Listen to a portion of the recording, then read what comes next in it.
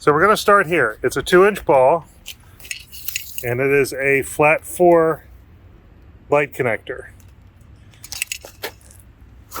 It has surge brakes, so when you hit the brakes in a truck, this piston compresses and starts the brakes.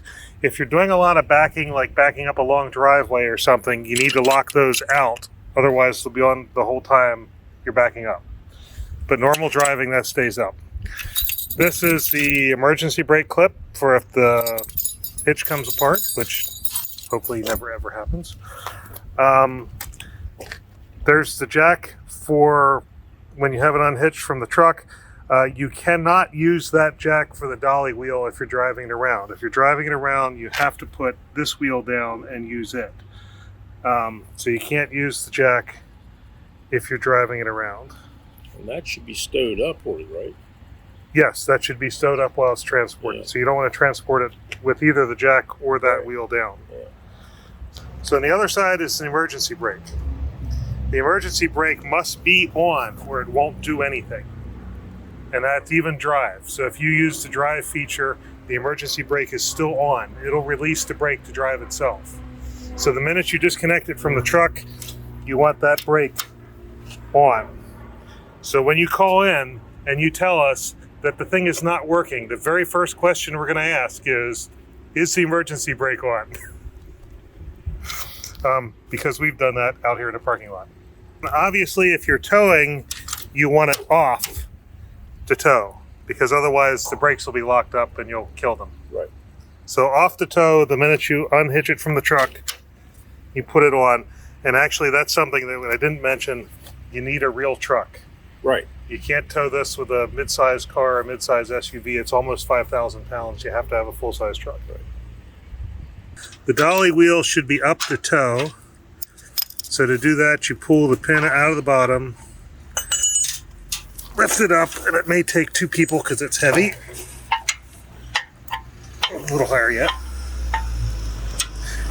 Anybody got it? There we go.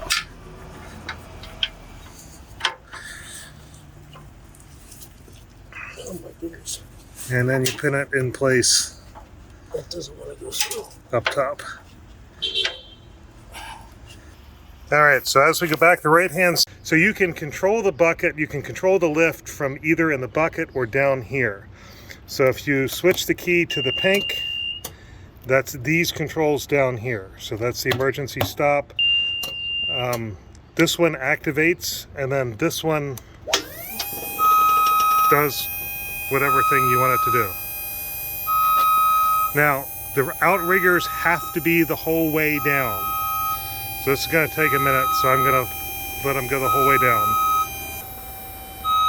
So the outriggers have to be the whole way down, or the unit will lock out. You cannot put the boom up without the outriggers down, and it is self-leveling. So you'll see here the outriggers will hit the ground.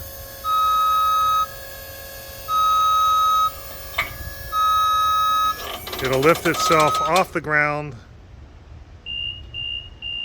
and beep 3 times. Then it's level. Then you can go ahead and use it.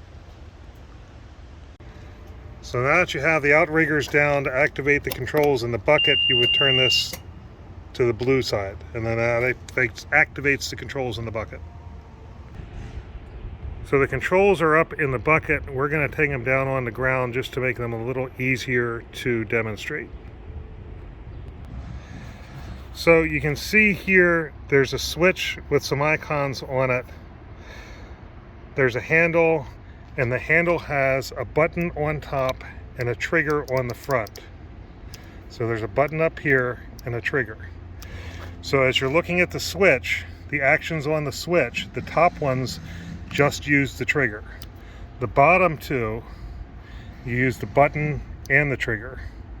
So in order to put the outriggers up or down, I need a 4th hand. Yeah, hold that. Let's see. So in order to put the outriggers up or down, you would put the switch in the outrigger position, push the button 1, squeeze the trigger 2, and then move. Push the button, squeeze the trigger, that would raise them. push the button, squeeze the trigger, and that puts them down. And just like the other controls, we would wait till it beeps 3 times and it's level. So the importance of that is this you need to be very deliberate with. You can't grab it in one motion, nothing happens. You need to push the button, squeeze the trigger, then move the joystick. So the first position here is a basket tilt. And you'll notice that that one is spring loaded so that you can't accidentally tilt the basket. The second one is your boom up and down and your rotate. So as you go in and out with the joystick, it'll go up and down. As you go left and right, it'll rotate.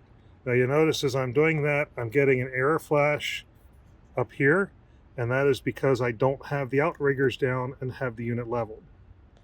The third one here is the boom extend and retract. So now the bottom two, and they are both spring loaded so that you can't do them accidentally. This one is the outriggers.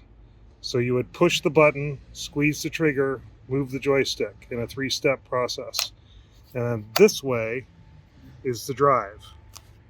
So the drive is kind of fun. So the way the drive works is you first have to raise the outriggers off the ground. So we go to that position. Take your other hand there, push the button, squeeze the trigger, push it forward. And the outriggers will go up. Okay, that's far enough. They need to be off the ground or the drive doesn't work. Then we'll switch it over to this way, and you drive it by squeezing the trigger and using the joystick. So the way the drive works is you push the button, squeeze the trigger, move the joystick, and it will push these motors into the wheel. So push the button, squeeze the trigger, like that. And that's how the unit moves.